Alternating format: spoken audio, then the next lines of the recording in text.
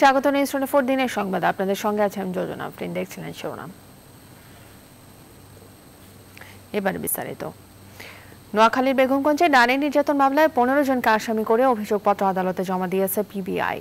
বেলা 12:15টার দিকে আদালতে অভিযোগপত্র জমা দেন মামলার তদন্তকারী কর্মকর্তা পিবিআই নোয়াখালীর পরিদর্শক মামুনুর রশিদ পাটোয়ারি।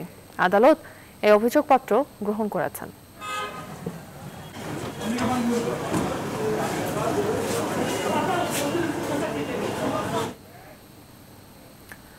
সপরিবারে জাতির পিতা বঙ্গবন্ধু শেখ মুজিবুর রহমানকে হত্যার অভিযোগে মামলায় দণ্ডিত 4 আসামির রাষ্ট্রীয় খেতাব স্থগিত করেছে হাইকোর্ট।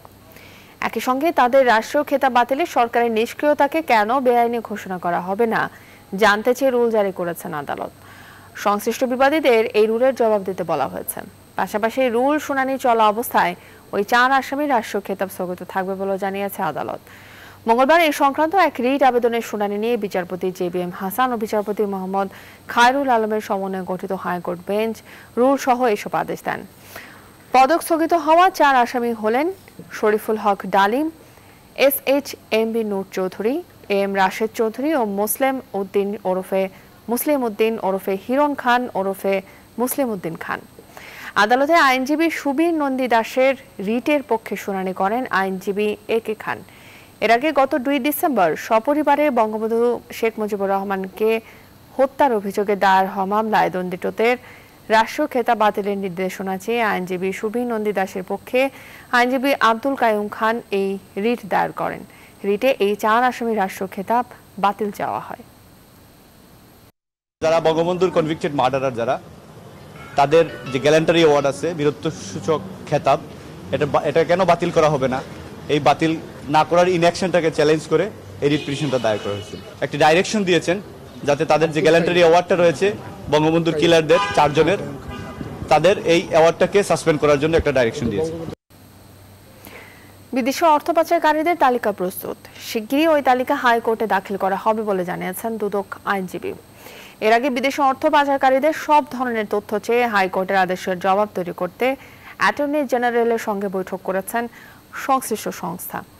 সোমবার অ্যাটর্নি কার্যালয়ে এই বৈঠক অনুষ্ঠিত হয়। বৈঠকে দুর্নীতি দমন কমিশন, স্বরাষ্ট্র মন্ত্রণালয়, পররাষ্ট্র মন্ত্রণালয়, Bangladesh bank, Bangladesh financial intelligence unit ও NBR এর প্রতিনিধিরা উপস্থিত ছিলেন। গত 22 নভেম্বর বিচারপতি মোহাম্মদ নজরুল ইসলাম তালুকদার ও বিচারপতি আহমেদ সোহেলের ভার্চুয়াল হাইকোর্ট বেঞ্চ স্বপ্রণোদিত হয়ে এক আদেশে বিদেশি অর্থ পাচারকারীদের সব ধরনের তথ্য চেয়েছেন। আগামী 17 ডিসেম্বরের মধ্যে পররাষ্ট্র সচিব, দুদক চেয়ারম্যান সহ সংশ্লিষ্ট কর্তৃপক্ষের প্রতি এই নির্দেশনা দেওয়া হয়।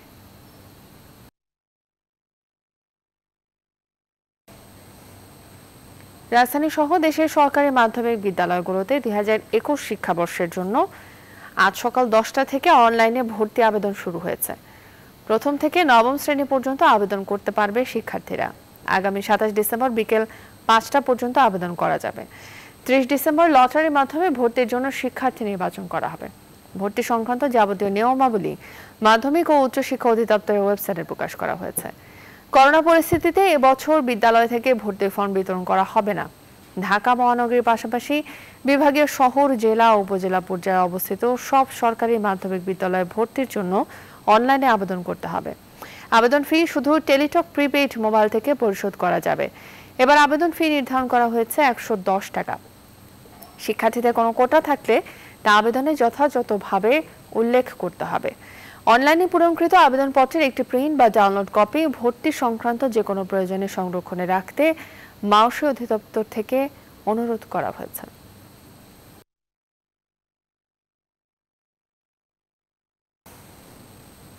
বিজয়ের 50 বছরে পা দেওয়ার দ্বারপ্রান্তে দেশ।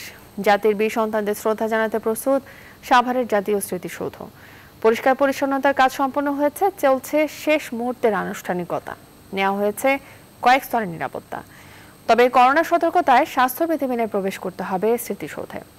নাজমুল হুদার তথ্য ছবিতে ডেস্ক রিপোর্ট। আগামীকাল সাভারের জাতীয় স্মৃতিসৌধে ৪৯তম বারের মতো বীর সন্তানদের বরণ করবে সমগ্র জাতি। যথাযোগ্য মর্যাদায় দিবসটি পালনে এরই মধ্যে শেষ হয়েছে জাতীয় স্মৃতিসৌধের সৌন্দর্যবর্ধনের কাজ। মিনারগুলো ঘষে মেজে পরিষ্কার করা হয়েছে, রংতুলির আঁচড়ে সাজানো হয়েছে প্রতিটি স্থাপনা। শহীদ বেদির প্রবেশ মুখে শোভা পাচ্ছে রং বেরঙের ফুল। রংতুলির কাজ করি, কাজ করা আমাদের খুব ভালো লাগে। আমরা 1 তারিখ থেকে এই দোয়া মুছার কাজ শেষ করে পরে রং তুলি দিয়ে সাজাই। করোনা পরিস্থিতির কারণে সীমিত পরিসরে উদযাপন করা হবে বিজয় দিবস।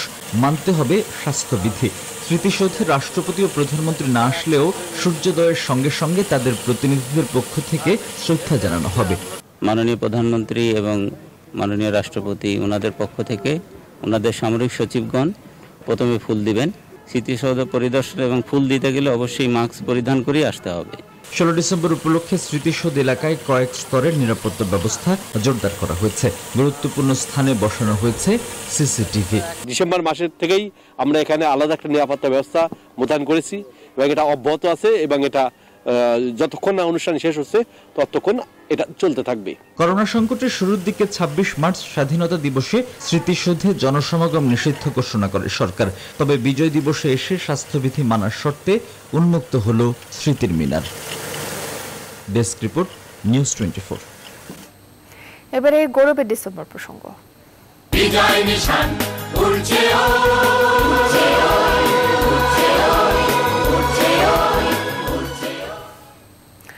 মুক্তিযুদ্ধের উপসেনাপ্রধান একে খন্দকার বাঙালি পাইলটদের নিয়ে পাকিস্তানিদের উপরে হামলা করাতেন।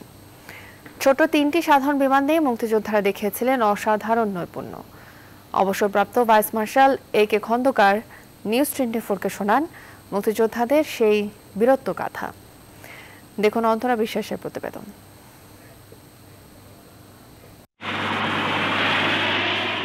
একাত্তরের মার্চ মাসের শুরুর দিক প্লেনে করে সাদা পোশাকে পাকিস্তানি সৈন্যরা বাংলাদেশে নামে। কয়েকদিন ধরে আসতে থাকে তারা।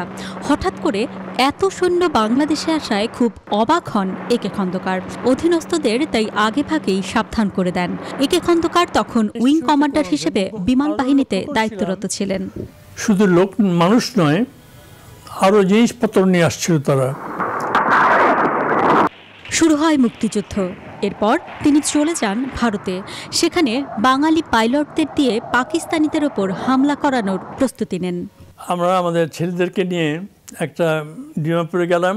ওখানে একটা ছিল, এয়ারপোর্ট ছিল, কিন্তু আর কিছু ছিল না, রানওয়েটাতে ছিল। কন্ডিশন ছিল যে আমাদের ট্রেনিং হবে রাত্রের বেলায়, দিন বেলায় নয়, কারণ আমাদের এমন কিছু নেই যে আমরা দিনের বেলায় যেতে পারি। রাত্রে গিয়ে পাকিস্তানিদের আক্রমণ করা বেশ কঠিন ছিল। ভারতীয় বিমান পাওয়া গেল 3টি, কিন্তু সেগুলো ঠিক যুদ্ধ বিমান নয়। তাই বলে পিছপা হলে তো চলবে না। বাঙালি পাইলটরা ভারতের মাটি থেকে উড়াল দিল বাংলাদেশে। সুনিপুণভাবে হামলা করল পাকিস্তানিদের ওপর। এতে কিন্তু পাকিস্তানিদের যথেষ্ট ক্ষতি হয়েছিল। তারা বুঝতে পারেনি যে এইভাবে একটা ক্ষতিকর হঠাৎ হতে পারে। তারপর ওরা এসে এইভাবে বিভিন্ন জায়গায় অ্যাটাক করতে লাগলো, বাংলাদেশের বিভিন্ন জায়গায় যেখানে পাকিস্তানের ছিল। অবসরপ্রাপ্ত এয়ার ভাইস মার্শাল একে খন্দকার ছিলেন মুক্তিযুদ্ধের উপপ্রধান সেনাপতি। 16 ডিসেম্বর পাকিস্তানিদের আত্মসমর্পণের সেই মাহেন্দ্রক্ষণের সাক্ষী তিনি। নিয়াজি সারেন্ডার করলো। তখন বাংলাদেশের মধ্যে যে আনন্দ সে না দেখলে বলা যায় না। আমি সবাই আমাকে জড়াই ধরে ছড়ে কাঁদছিল যে আজকে আমরা শান্তির সাথে ঘুমোতে পারবো। বীরোত্তম একে খন্দকার মনে করেন দেশের তরুণ প্রজন্মকে আরও উন্নত মানের শিক্ষা দেওয়া দরকার। সেই সাথে দেশকে দুর্নীতিমুক্ত করতে হবে। তাহলেই পাওয়া যাবে কাঙ্ক্ষিত সোনার বাংলাদেশ। অন্তরা বিশ্বাস, নিউজ 24, ঢাকা। ভাস্কর্য ইস্যুতে আলেম ওলামাদের সঙ্গে আলোচনা ফলপ্রসূ হয়েছে বলে জানিয়েছেন স্বরাষ্ট্রমন্ত্রী আসাদুজ্জামান খান কামাল। মঙ্গলবার সকালে আলেম ওলামাদের সঙ্গে আলোচনার সর্বশেষ অবস্থা নিয়ে সচিবালয়ে ব্রিফ করেন তিনি। ব্রিফিংয়ে স্বরাষ্ট্রমন্ত্রী বলেন, কেউ যেন ভাঙচুর বা আইনশৃঙ্খলা নষ্ট না করে সেই বিষয়ে তারা একমত হয়েছেন। ফেসবুকের মাধ্যমে বা কোনোভাবে অরাজক পরিস্থিতি সৃষ্টি হবে না, সে ব্যাপারে আলেম সমাজ ঐক্যবদ্ধ হয়ে কাজ করবে। ফেসবুকে অপপ্রচার বন্ধে আমাদের সজাগ হতে বলেছেন। আলেমরা বলেছেন কোনো রকম আন্দোলন করবেন না তারা 5টি দাবি আলাপ আলোচনার মাধ্যমে শেষ করতে চান। সোমবার রাতে কওমি মাদ্রাসাগুলোর শীর্ষ আলেমদের সঙ্গে আলাপকালে এই সিদ্ধান্ত হয়েছে জানিয়ে স্বরাষ্ট্রমন্ত্রী আরও বলেন, আলোচনা অনেক দূরে গিয়েছে। তারা যে 5টি প্রস্তাব দিয়েছেন সেসব নিয়ে আলোচনা চলবে। আমরা ধর্মীয় অনুভূতিতে আঘাত করব না। সরকার কখনোই নতজানু নীতি বিশ্বাস করে না। আমরা সংবিধানের বাইরে কোনো কিছুই করব না। আলোচনা শুরু হয়েছে এবং চলবে।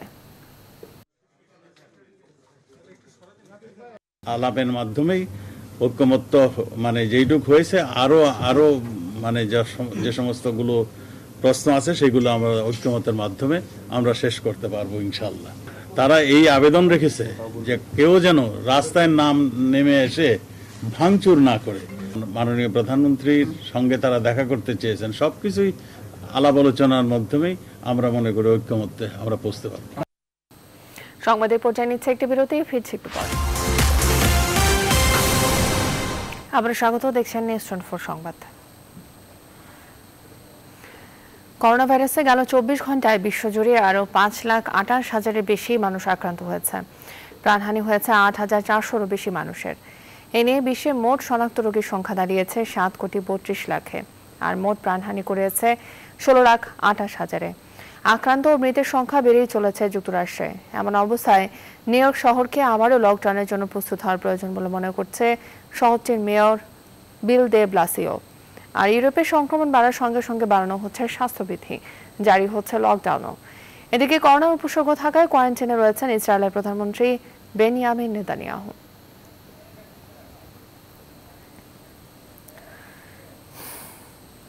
যুক্তরাষ্ট্র ও কানাডায় সোমবার থেকে শুরু হয়েছে করোনার গণ টিকাদান কর্মসূচি। মহামারী মোকাবেলায় এই ভ্যাকসিন শক্ত হাতিয়ার হিসেবে কাজ করবে বলে মন্তব্য করেছেন টিকা গ্রহণকারীরা। এদিকে পর্যাপ্ত সরবরাহ না পাওয়া আগামী মার্চের আগে টিকাদান কর্মসূচি শুরু করতে পারছে না ব্রাজিল। এলবিএ দেশগুলোর জন্য একটি ভ্যাকসিন ব্যাংক গঠন করার আহ্বান জানিয়েছে ভেনেজুয়েলা। অন্যদিকে সোমবার থেকে দ্বিতীয় ধাপের ক্লিনিক্যাল ট্রায়াল শুরু করেছে জার্মানির কিউরভ্যাক ভ্যাকসিন। দেখুন নিবিড় আমিনের ডেস্ক রিপোর্ট।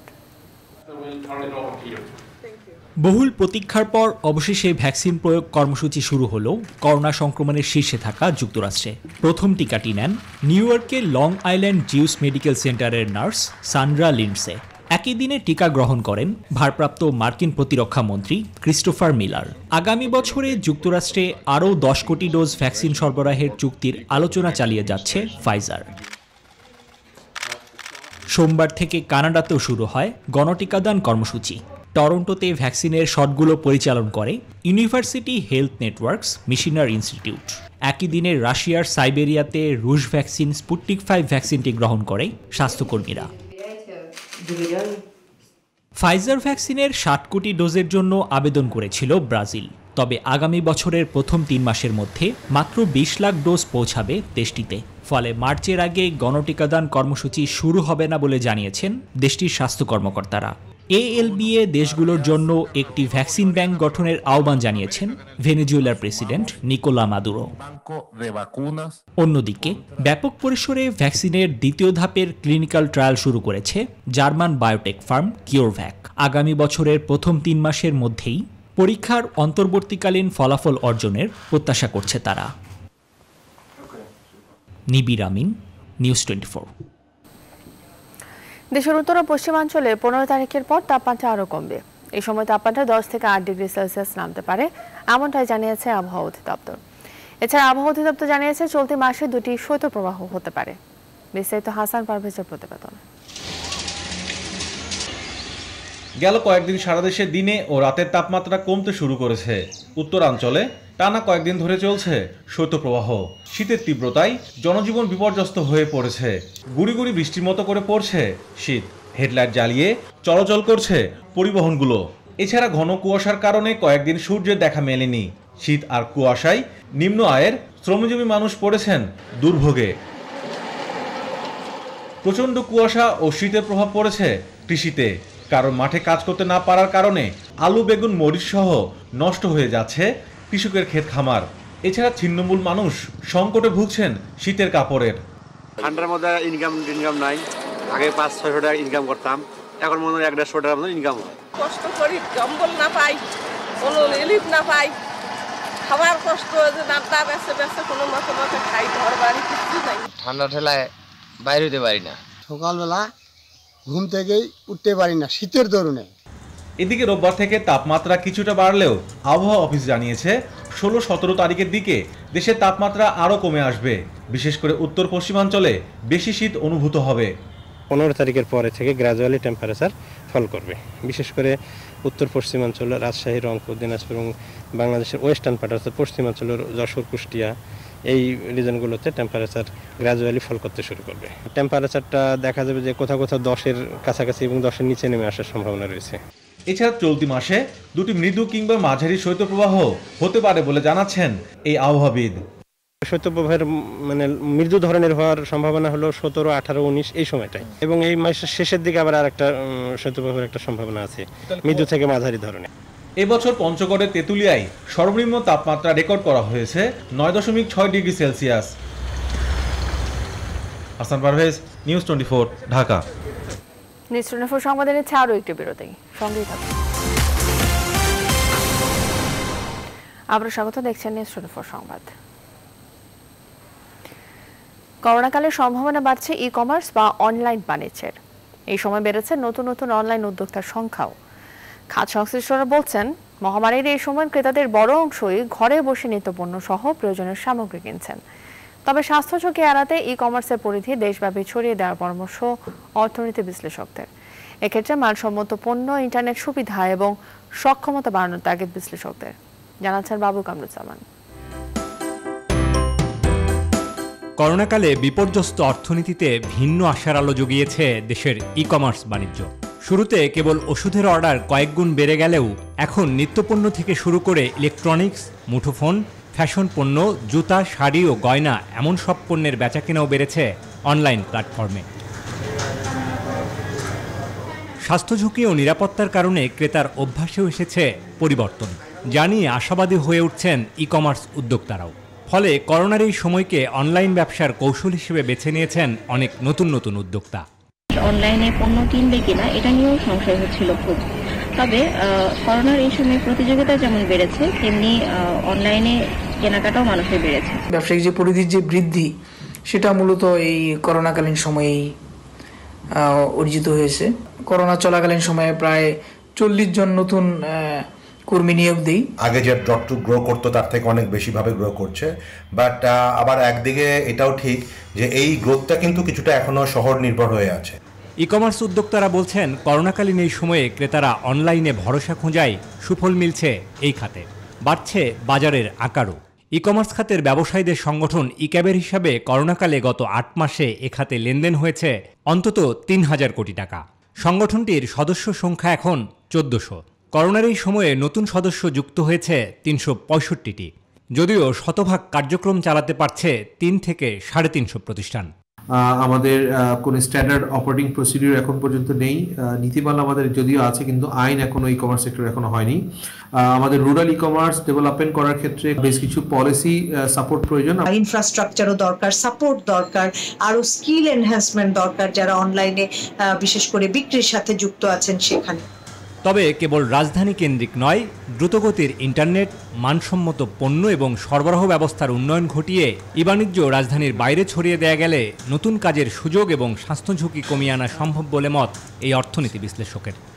এখন কোভিড-19 স্বাস্থ্য ঝুঁকি এড়াতে আমাদের জন্য দরকারি হচ্ছে অনলাইন প্ল্যাটফর্মটাকে বাড়ানো এবং এটাকে যত বেশি ফর্মালাইজ করা যায়, যত বেশি স্ট্রাকচারে আনা যায় সেই দিকে যাওয়া। 2025 সাল নাগাদ ই কমার্স খাতে আরও 5 লাখ নতুন কর্মসংস্থান তৈরি হবে বলে জানিয়েছে আইসিটি বিভাগ ও খাত সংশ্লিষ্টরা। বাবু কামরুজ্জামান, নিউজ 24, ঢাকা। এবার ফার্স্ট সেক্টর ইসলামী ব্যাংক অর্থ বাণিজ্যের সংবাদ।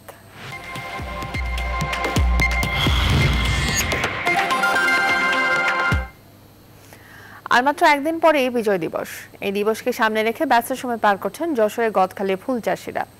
প্রতি বছর বিশেষ দিবসে কয়েক কোটি টাকার ফুল বিক্রি হলেও এবছর করোনাকালীন এই সময়ে কাঙ্ক্ষিত ফুল বিক্রি হবে কিনা তা নিয়ে শঙ্কায় রয়েছেন ব্যবসায়ীরা।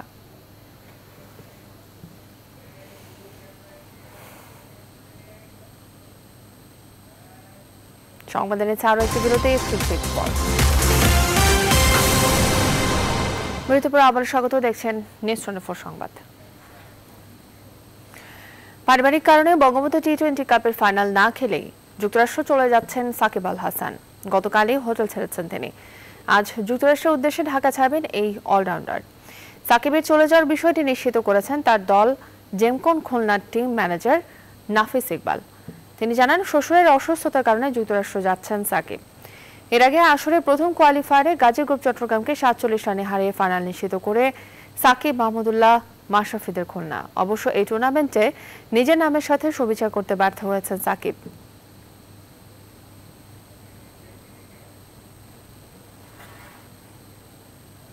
বেশ কয়েকদিন ধরে অসুস্থ ছিলেন, বাট কালকে ম্যাচের পর সাকিব আমাকে জানায় যে তার ফাদার ইন লর অবস্থা তার কিছুটা ক্রিটিক্যাল হয়েছে এবং আমরা এটা আমাদের ফ্র্যাঞ্চাইজি ওনাদের সাথে শেয়ার করেছি।